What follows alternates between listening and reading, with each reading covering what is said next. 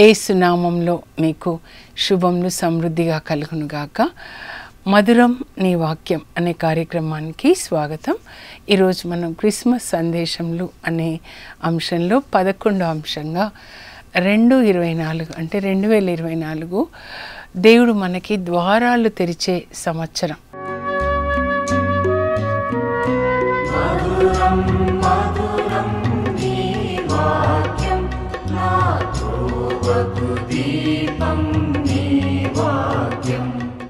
దర్శన గ్రంథం ప్రకటన 3వ అధ్యాయం చూద్దామండి. 8వ వచనం నుంచి 10వ వచనం వరకు ప్రభు నా హృదయంలో పెట్టింది నేను మీతో మాట్లాడుతున్నానండి. యెషయా గ్రంథంలో కూడా 60వ అధ్యాయం మనం మరలా ధ్యానించుకుందాము. ప్రభు మీతో ఏం చెప్తున్నారంటే, నీవు లేచి సియోను లెమ్ము ప్రకాశించు. మీతోనే చెప్తున్నారు. మేరీ, అరుణ, వాణి, లెమ్ము, అనిత ప్రకాశించు. ప్రభు కొరకు నువ్వు ప్రకాశించాలి. ధరణి నీ చీకట్లు ఆవరించి ఉన్నాయి. చూస్తున్నాం కదా, యేసు ప్రభు యొక్క 2వ రాకడ ముందు జరిగే మోసాలు, యుద్ధాలు, కరువులు, ఇంకా భూకంపాలు, రోగాలు చూస్తూ ఉన్నాము. మనుషులు పతనమైపోతున్నారు. నైతిక విలువ లేకుండా, ప్రేమ లేకుండా అయిపోతుంది. అక్రమాలు విస్తరిస్తున్నాయి.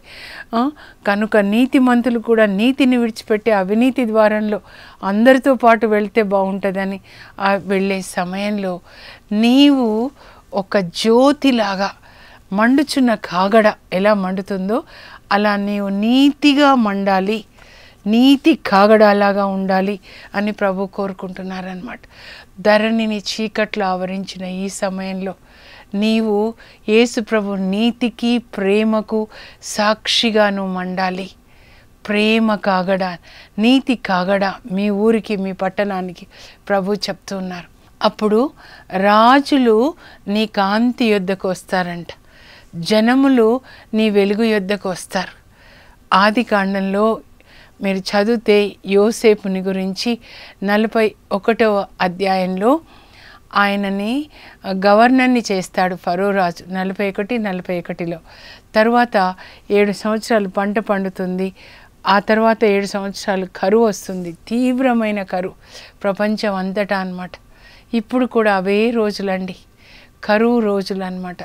శరీరానికి కరువు, యుద్ధాల వల్ల పంటలు ఎంత నష్టమైపోతుంది, భూకంపాలు, వరదలు, కరువు శరీరానికి, ఆత్మకు కూడా అన్నమాట. అయితే ఆ కరువు కాలంలో యోసేపు కొట్లు తెరిచి ధాన్యాన్ని అందరికీ పంచాడండి. అన్ని దేశాల వాళ్ళు ఐగుప్తు రాజు దగ్గరికి వచ్చారు, ఫరో రాజు దగ్గరికి. డబ్బు తీసుకొని మాకు కరువు, మాకు ధాన్యం కావాలి అంటే, నా దగ్గర కాదు మీరు యోసేపు దగ్గరికి వెళ్ళండి అంటాడు. ఒక అబ్రాహాం సంతతి, హెబ్రీడ్ అన్నమాట, ఐగుప్తు దేశంలో గవర్నర్ అవుతాడు. రాజు ఉన్నాడు అధికారంలో, కానీ ఆయన దగ్గర ధాన్యం లేదు. కానీ ధాన్యం ఎవరి దగ్గర ఉందంటే యోసేపు దగ్గర ఉంది. అప్పుడు యోసేపు దగ్గరికి ప్రజలు వచ్చినప్పుడు యోసేపు కొట్లు తెరిచి ధాన్యాన్ని పంచి అందరి కరువు తీర్చాడండి. మీరు అలా ఉండాలని దేవుడు కోరుకుంటున్నారు. మీరు అనేకులకు ఆశీర్వాదకరంగా ఉండేటట్లుగా దేవుడు మీకు ఒక ఆశీర్వాద ద్వారాన్ని తెరిచారు. మీ యొక్క ఆశీర్వాదం ఏంటంటే ఇతరులకి ఆశీర్వాదకరంగా ఉండడమే. Your actual blessing is to be a blessing to others అన్నమాట. అందరూ వచ్చారండి యోసేపు దగ్గరికి. కొట్లు తెరిచాడు, ధాన్యాన్ని పంచాడు. ఒకరోజు మీ దగ్గరికి ప్రజలు వస్తారు, నాకు వాక్యం కావాలి అని చెప్పి. అప్పుడు మీ హృదయం అనే కొట్టు తెరిచి దేవుని యొక్క వాక్యాన్ని ఇవ్వాలి. ఎలా ఇవ్వాలి ఒక్కొక్కటి నేను చెప్తాను. 3వ యోహానులో 2వ వచనం మీరు చూస్తే, నా ప్రియ మిత్రుడా నీకు సర్వదా శుభమగునుగాక, నీ ఆత్మ వర్ధిల్లుచున్న ప్రకారము నీవు అన్ని విషయాల్లో వర్ధిల్లి ఆరోగ్యముగా సుఖముగా ఉందువుగాక. ఇలా మీరు వాగ్దానాలు విడుదల చేయాలండి. మీ ప్రక్కన వాళ్ళకి చెప్పాలి, నా ప్రియమిత్రుడా నీకు సర్వదా శుభమగునుగాక. దేవుడు నీకు ఆయుర ఆరోగ్యాలు, సిరి సంపదలు, ధనధాన్యాలు దయచేయునుగాక. అని ఒక ఫ్యామిలీకి నన్ను పిలిచారండి వాక్యం చెప్పమని. వాళ్ళ 29వ పెళ్లి రోజు అని, క్రిస్టియన్సే. అయితే నేను వాక్యం అంతా చెప్పిన తర్వాత దేవునికి వందనాలు చెప్పండి అని ఎన్ని అద్భుతాలు చేశారు దేవుడు. మిమ్మల్ని కన్న తల్లిదండ్రులు, తోడబుట్టిన వాళ్ళు, మీ ఇద్దరు, మీకు ఇచ్చిన పిల్లలు, మీ ఐశ్వర్యము, అభిషేకం అంతా ఇచ్చారు. దేవునికి వందనాలు చెప్పండి. తర్వాత కొంచెము అక్షింతలు తయారు చేసుకొని రమ్మని చెప్పాను. సో వాళ్ళకి చెప్పాను అనమాట. అవి ఆ ధాన్యం తీసుకొని నేను వాళ్ళ తల మీద వేసి, ఇదేదో ఒక ఆచారం కాదు, మనం ఆశీర్వదిస్తున్నాం. దేవుడు మిమ్మల్ని ధనధాన్యాలతో, సిరి సంపదలతో, ఆయుర ఆరోగ్యాలతో, అభిషేకంతో మిమ్మల్ని నింపునుగాక, మిమ్మల్ని ఆశీర్వదించునుగాక అని. ఆదికాండం 27:27లో ఇస్సాకు యాకోబుని దీవిస్తాడు. నాయనా, దేవుడు సకాలంలో నీ చేలలో వానలు కురిపించునుగాక, నీ పొలంలో పంట పుష్కలంగా పండునుగాక, నీ గాదెలు ధాన్యముతో నిండి ఉండునుగాక అని. అలాంటి ఆశీర్వాదాలు మనం ఇస్తున్నాం అన్నమాట. మీరందరికీ ఆశీర్వాదాలు ఇవ్వండి. కొత్త సంవత్సరంలో దేవుడు మీకు మంచి ఆరోగ్యాన్ని ఇచ్చుదురుగాక.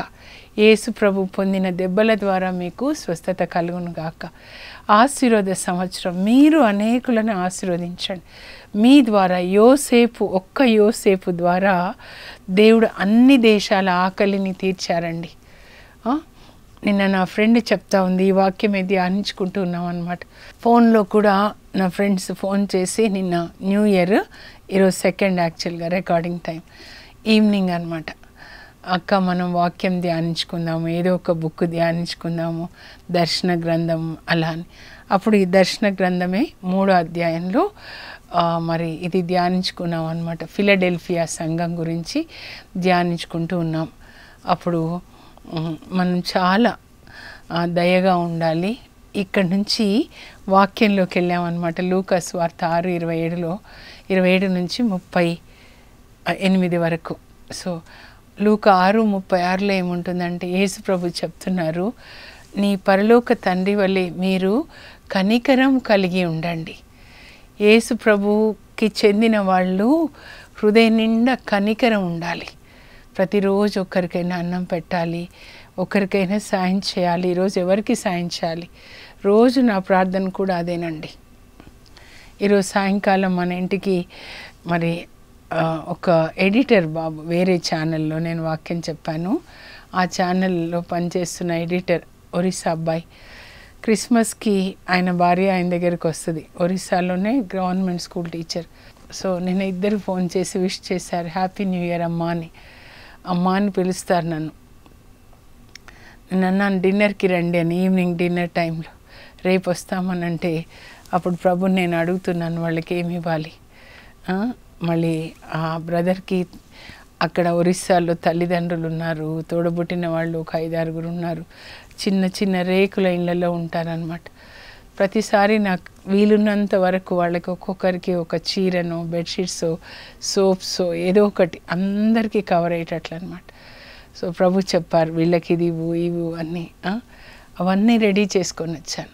నా ఫ్రెండ్ చెప్తా ఉంది, అక్క ప్రభు నాతో కూడా చెప్పారు, అల్మార్లోంచి చీరలు ఇన్ని వద్దు తీసేయి అని చెప్తే ఒక 40 శారీస్ తీసి మూటగట్టి అందరికీ పేదవాళ్ళకి ఇచ్చేసానని.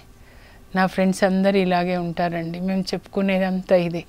ఎంత పెద్ద చర్చి, ఎన్ని కోట్లు, ఎంతమంది చర్చికి వస్తారు కాదు, కానీ నీ చేతులతో ఒక పేదవాళ్ళకి అన్నం పెట్టు, ఒకరికి బట్టలు ఇవ్వు. ఎందుకంటే యేసు ప్రభు చెప్పింది అదే, చివరి రోజులలో నేను పరలోకానికి మిమ్మల్ని తీసుకెళ్ళాలి అంటే అతి పేదలకి మీరేం చేసినా అది నాకు చేసినట్లే. వాళ్ళకి, అతి పేదలకి ఎవరు చేస్తారో, అన్నం పెడతారో, బట్టలు ఇస్తారో, రోగులకు సేవ చేస్తారు, వాళ్ళు పరలోకానికి వెళ్తారు. కనుక దాని మీదే నా ఫోకస్ ఉంటుందండి. కరుణ కలిగి ఆకలేని వాళ్ళకి అన్నం పెట్టండి, బట్టలు లేని వాళ్ళకి బట్టలు ఇవ్వండి. ఈ సంవత్సరము దేవుడు మనకు ఒక ద్వారాన్ని తెరిచి ఉంచారండి, ఆశీర్వాదాల ద్వారం అన్నమాట. ఆ ద్వారంలో నుంచి మనము ఆ ప్రభువుని చేరుకోవాలన్నమాట. పరలోకం నుంచి ఒక్కొక్క ద్వారం చూడండి మనకి తెరవబడతాయి అన్నమాట. ఎలా చెప్తాను, ఒక్కొక్క ద్వారం ఎట్లా తెరవబడతాయంటే, సామెతల గ్రంథం 22:9లో ఒక తాళపు చెవి అన్నమాట. ఏంటి అనంటే, తన భోజనంను పేదలతో పంచుకొను కరుణామయుడు దేవుని దీవెనలు పొందుతాడు. దేవుని దీవెనలు పొందాలి అన్నీ ఒక గదిలో పరలోకంలో ఉన్నాయి. కానీ ఆ గదికి తాళం వేసింది. అప్పుడు తాళపు చెవి ఏంటంటే తన భోజనంను పేదలతో పంచుకొని కరుణామయుడు దేవుని దీవెనలు పొందుతాడు. యోబుని మీరు చూస్తే ఆయన ఇంట్లో ప్రతిరోజు ఒక పెళ్ళిలాగా పేదవాళ్ళకి అన్నం పెట్టేవాడు అనమాట. పేదలకు పెట్టకుండా ఒక్కరోజు కూడా నేను తినలేదంటాడు. మీరు యోబు గ్రంథం చదివితే 29వ అధ్యాయం చదవండి, తర్వాత 31 చదవండి. పేదలకి పెట్టకుండా ఒక్కరోజు నేను తినలేదంటాడు. అనాథలకి తండ్రిలాగా ఉన్నాను, కుంటి వాళ్ళకి కాళ్ళయ్యాను, గుడ్డి వాళ్ళకి తండ్రి అయ్యాను. నేను న్యాయంనే వస్త్రముగా, ధర్మమునే తలపాగగా వస్త్రంగా ధరించాను. మనం ధరించుకోవాల్సిన వస్త్రాలు ఏంటంటే నీతి, న్యాయం, ధర్మం అండి. నీతి అనే వస్త్రం. అలాగే కొలోసి 3:12 మీరు చదివితే దేవుని బిడ్డలు ధరించుకోవాల్సినటువంటి వస్త్రాలు ఏంటంటే మీరు దయ, కనికరము, ఓర్పు, వినయము, సహనం అనే వస్త్రాలు ధరించుకొనండి. హింస, అవినీతి, చీకటి, కక్షలు, విందులు, వినోదాలు ఇవి దేవుని రాజ్యంలో ఉన్న బిడ్డలు ధరించుకునే వస్త్రాలు కాదండి. సైతాన్ రాజ్యంలో ఉన్న వాళ్ళు ధరించుకునేవి. హింస దేవునికి చెందింది కాదు. దేవుని రాజ్యంలో క్షమ ఉండాలి, కనికరం ఉండాలి. ప్రభు మనకి అలాంటి ద్వారాలు తెరవాలి. ఇంకా 41వ కీర్తన మీరు చదివితే పేదలను ఆదరించువాడు ధన్యుడు, అతడు రోగిగా ఉన్నప్పుడు ప్రభు అతన్ని జ్ఞాపకం చేసుకొని అతనికి స్వస్థత ఇస్తాడంట. పేదలను ఆదరించేవాళ్ళు ధన్యులు. మీరు ఎప్పుడు పేదలకి సాయం చేస్తారో వెంటనే మీకు స్వస్థత కలుగుతుందన్నమాట. యెషయా 58:6 నుంచి నాకు ఇష్టమైన ఉపవాసం ఇది. 7వ వచనంలో ఏం చెప్తారంటే మీరు ఆకలి లేని వాళ్ళకి అన్నం పెట్టండి, బట్టలు లేని వాళ్ళకి బట్టలు ఇవ్వండి, రోగులకు సేవ చేయండి, అప్పుడు మీ గాయములు తొందరగా మానుతాయి. ఈ సంవత్సరం మరి ప్రతి సంవత్సరం కూడా ప్రామిస్ కార్డ్స్ ఇస్తారు కదండి, వాగ్దానాలు. నేను కూడా ఇస్తూ ఉంటాను. అయితే మా చర్చిలో ఫాదర్ మాత్రం నిన్న మంచి వాక్యం చెప్పారండి. ఇంకా ఫాదర్ కాదు, డీకెన్ బ్రదరే. ఈ సంవత్సరం రాగానే మరి ప్రామిస్ కార్డ్స్ ఇస్తూ ఉంటారు. అయితే ఒక్క ప్రామిస్ కాదు, ముఖ్యమైనది బైబిల్లో వాగ్దానాలు ఉంటాయి, ఆజ్ఞలు ఉంటాయి. ఒక విశ్వాసి 2 కాళ్ళ మీద నడిచినట్లే ఒకవైపు ఆజ్ఞలు పాటించాలి. అప్పుడు మీకు ఆశీర్వాదాలు అన్నమాట. వాగ్దానాలు అంటే ఆశీర్వాదాలు. మీ తల్లిదండ్రుల్ని గౌరవించండి, మీకు క్షేమం కలుగుతుంది. మీకు క్షేమం కలగాలి, ఆరోగ్యము, ఐశ్వర్యము, సంతోషము, అభివృద్ధి అన్నీ ఉండాలి అంటే ఒకటే ఒక తాళపు చెవి ఏంటంటే తల్లిదండ్రుల్ని గౌరవించండి, వాళ్ళ పెద్దరికాన్ని గౌరవించండి అని. అలా నేను ఇది చదువుతూ ఉన్నాను అనమాట. ప్రామిస్ కార్డ్స్ దగ్గర పెట్టుకుంటాను, నా బ్యాగ్లో ఉంటాయండి ఎక్కడ పోయినా ఇవ్వడానికని. సో ట్రావెలింగ్ చేస్తున్నప్పుడు కూడా ఇవి చదువుతాను, ఎందుకంటే దేవుని యొక్క వాక్యం ఎప్పటికీ నాలో వెళ్తూనే ఉండాలన్నమాట. అట్లా బైబుల్ లేకపోతే ఇవన్నీ చదువుకుంటాను. చదువుతుంటే ఇక్కడ ఏమని ఉందంటే నీ ఆహారమును నీళ్ళ మీద వేయము, చాలా దినములైన తర్వాత అది నీకు కనబడుతుంది. ప్రసంగి 11:1 అంటే ఉపదేశకుడు అండి. నీళ్ళ మీద ఆహారం వేస్తే చాలా దినాల తర్వాత అది మనకు కనబడుతుందంట. ఎలా అని నేను ధ్యానిస్తూ ఉంటే చాలా సంవత్సరాల క్రితం అండి, ఒక 5-6 సంవత్సరాలు కావచ్చు, మా ఇంటికి మా అన్న కొడుకు కోడల్ని డిన్నర్కి పిలిచామన్నమాట క్రిస్మస్ టైంలోని. అప్పుడు అన్న కొడుకు ఏం చేశాడంటే వాళ్ళ ఫ్రెండ్ వైఫ్ని కూడా తీసుకొని వచ్చాడు, వాళ్ళకి చుట్టాలు అవుతారని. ఓకే అనుకున్నాము, చక్కగా భోంచేసాం. మాకు ఎక్కువ మంది వస్తే ఇంకా చాలా సంతోషం అండి. నిన్న న్యూ ఇయర్ నేను ప్రేయర్ చేసుకుంటా ఉన్నాను, మా ఇంటికి ఎవరు వస్తారు, మీరు వస్తారా ప్రభా, ఈరోజు ఎవరు తింటారు, పోయినసారి వీళ్ళు వచ్చేసారు, నా ఫ్రెండ్ వాళ్ళ చెల్లి వాళ్ళ పిల్లలని. నేను ప్రార్థన చేసుకుంటా అండి మా ఇంటికి భోజనం చేయడానికి ఎవరైనా రావాలని. సో చాలా సంతోషంగా వాళ్ళు భోంచేశారు. ఇంకా తర్వాత 5-6 సంవత్సరాల తర్వాత నేను అమెరికా వెళ్ళానండి మా పాప దగ్గరికి. వెళ్తే వాళ్ళు నన్ను రిసీవ్ చేసుకున్నారనమాట. పాప వాళ్ళు నార్త్ క్యారోలినాలో ఉంటారు, కానీ నన్ను రిసీవ్ చేసుకుంది అట్లాంటాలో. ఫ్లైట్ దిగిన తర్వాత అప్పటికే ఈవినింగ్ అయిపోయిందండి, రాత్రి. సో పాప చెప్పింది, మమ్మీ ఈరోజు మనం మా ఇంటికి వెళ్ళట్లేదు, ఇక్కడే అట్లాంటాలో మన ఫ్రెండ్స్ వాళ్ళ ఇంటికి వెళ్తూ ఉన్నామని. వాళ్ళ ఇంటికి తీసుకొని వెళ్తే ఏంటంటే సర్ప్రైజ్ ఏంటంటే, ఎవరైతే 5-6 ఇయర్స్ క్రితము మా అన్న కొడుకు వాళ్ళ ఫ్రెండ్ వాళ్ళ వైఫ్ అని మా ఇంటికి వచ్చారో వాళ్ళ ఇల్లు అనమాట.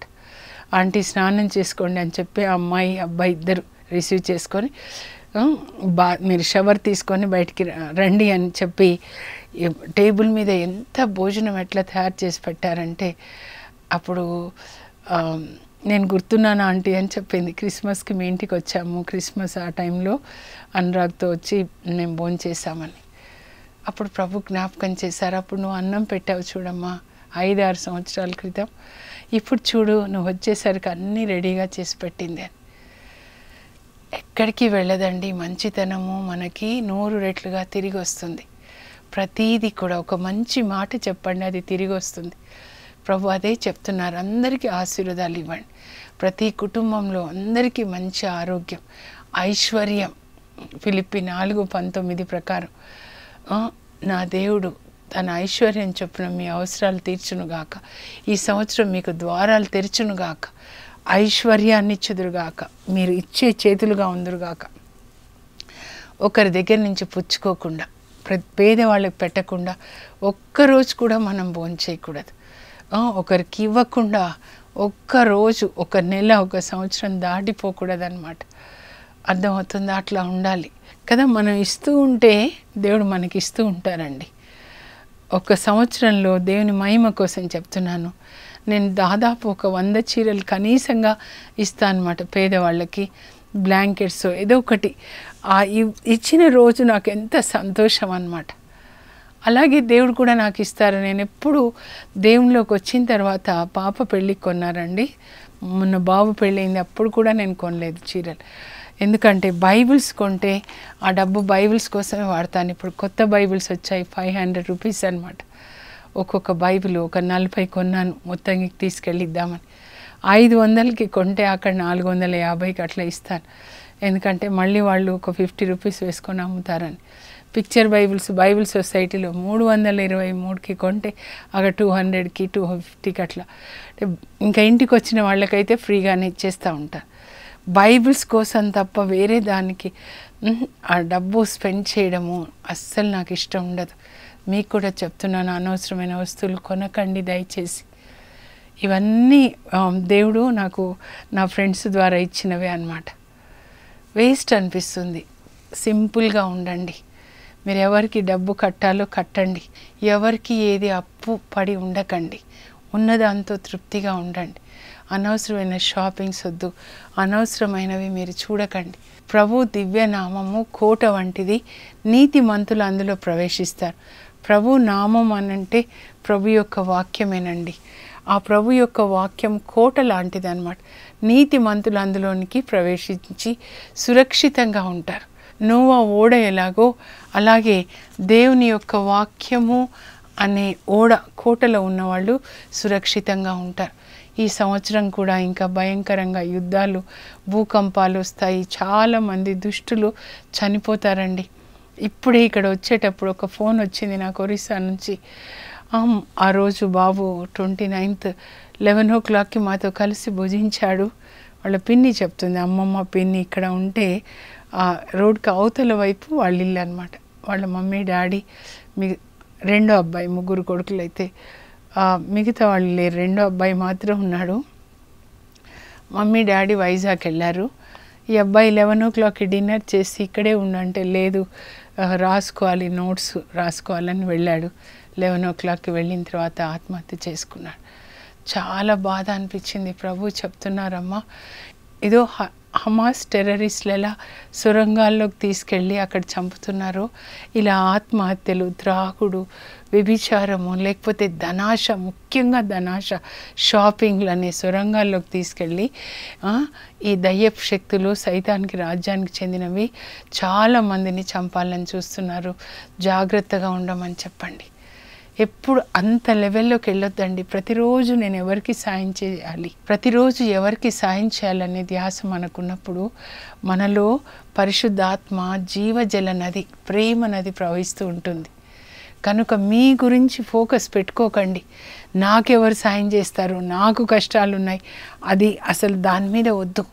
మీరు బైబిల్ చదువుకొని యేసు క్రీస్తుని గర్భం ధరించి ఆ మరియ తల్లి గర్భం నెల నెల పెరిగినట్లే యేసు ప్రభు పెరుగుతూ ఉన్నారు, ఆమె తగ్గించబడుతుంది. బాప్తిస్మ యోహాన్ అంటారు, ఆయన హెచ్చించబడాలి, నేను తగ్గించబడాలి. అంటే నేను అంటే నా కోరికలు, నేనేం తినాలి త్రాగాలి, ఇదో వాక్యం చెప్తే నాకు పేరు రావాలి, నాకు కాదు. యేసు ప్రభు హెచ్చించబడాలి, ఆయన చిత్తం నెరవేరాలి, నా చిత్తం నెరవేరకూడదు. దేవుని చిత్తం ఏంటి? యేసు ప్రభు ఒక్కరోజు 5,000 మందికి అన్నం పెట్టారు. చదువుకోండి. నేనే ఇప్పుడు యేసు ప్రభు, నాలో యేసు ఉన్నారు, ఇప్పుడు నా చేతులు యేసు ప్రభు చేతులు, కనుక నేనే అన్నం పెడతాను. యేసు ప్రభు ఆశీర్వదించారు. అమ్మా నీకు స్వస్థత కలుగును గాక. ఒక ఇంటికి వెళ్తే మీరు ఆశీర్వదించాలి. నేను మొన్న కాశీపేట వెళ్ళినప్పుడు అక్కడ నా ఫ్రెండ్ హస్బెండ్కి బాగాలేదు, వచ్చిన తర్వాత 30వ తారీఖు వెళ్ళాను. రోజు నేను అడుగుతున్నా, ఆ బిడ్డ కన్నులు చూడాలి, నాలుక మాట్లాడాలి, కాళ్ళు నడవాలి, నువ్వు ఆ బిడ్డని స్వస్థపరిచే వరకు నేను విడిచిపెట్టాను ప్రభా. నాలో నువ్వు ఉంటే నా చేతుల ద్వారా స్వస్థత. వేరే వాళ్ళకు కూడా ప్రార్థన చేసినప్పుడు నేను అలాగే అడుగుతాను, యేసయ్య నేను కాదు నువ్వు అని. ప్రభు అనుసరిస్తున్నారండి. కొంతమందికి వెంటనే స్వస్థత ఇస్తారు, కొంతమందికి మెల్లగా కానీ తప్పకుండా ఇస్తారు. నీతిగా ఉండండి, సింపుల్గా ఉండండి, ఇతరులకు సాయం చేయండి. నాలుక యేసు ప్రభు నాలుకలాగా ఆశీర్వదించండి. ప్రభు చెప్తున్నారు, నేను మీకు ఒక ద్వారాన్ని తెరిచి ఉంచాను, అది ఎవరూ ముయ్యలేరు. మీరు నీతిగా జీవించడానికి ద్వారం, కరుణ కలిగి జీవించడానికి ద్వారం, ఇతరులను ఆశీర్వదించడానికి ద్వారాన్ని ఆయన తెరిచి ఉంచారు. మీరెంత నమ్మకంగా పని చేస్తున్నారు. పెద్ద అధికారం లేదు, పెద్ద డబ్బులు మీకు లేవు, నమ్మకంగా పనిచేసేవాళ్ళు. ఒక ఇల్లాలు, నా ఫ్రెండ్ చెప్పానా, ఎంత చక్కగా దేవుని కొరకు పనిచేస్తుందో. ఆమె ఏమీ తనకంటూ ఒక పొజిషన్ ఏం లేదు, కానీ తన ఉన్న ఊరిలో తన స్కూల్లో ఒక స్కూల్ నడిపిస్తారు, పిల్లలకి సాయం చేయడము, లేకపోతే వాళ్ళ ప్యారిష్లో బైబిల్స్ ఇవ్వడము, ఇలా చీరలు పంచడము. చాలామంది నాకున్న ఫ్రెండ్స్ అంతా ఇలాంటి ఫ్రెండ్సేనండి.